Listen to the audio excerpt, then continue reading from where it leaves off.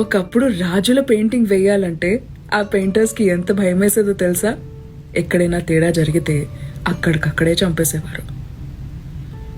అలా జరుగుతున్న కాలంలో ఒక కన్ను లేని, ఒక కాలు లేని ఒక రాజావారు పెయింటర్స్ అందరినీ పిలిచారు అతని పెయింటింగ్ వేయమంటూ. పెయింటర్స్ చాలామంది ఒంట్లో బాగాలేదని రాలేదు. ఒకరిని లాక్కుని తీసుకొని వస్తే చేయ కట్ చేసేసుకొని, నా వల్ల కాదు రాజావారు, నన్ను వదిలేసేయండి అని బ్రతిమాలారు.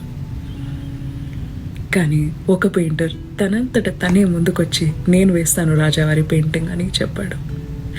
ఊరు జనం అంతా చాలా ఇంట్రెస్ట్తో వెయిట్ చేస్తున్నారు, ఎలా వస్తుంది, ఏమవుతుంది అని. 10 రోజుల తర్వాత పెయింటింగ్ ఫినిష్ అయింది. చూడ్డానికి ఊరు జనం అంతా వచ్చారు. లైఫ్ సైజ్ క్యాన్వాస్, పెద్ద సైజ్ షీట్ మీద రాజావారిలాగే ఒక గుర్రంపై కూర్చున్నారు. అటువైపు కాలు కనిపించదు కదా గుర్రం మీద కూర్చుంటే. సో ఆయన కాలు లేదన్న విషయం పెయింటింగ్లో కనిపించలేదు. ఆయన చేతిలో బాణం పట్టుకున్నారు.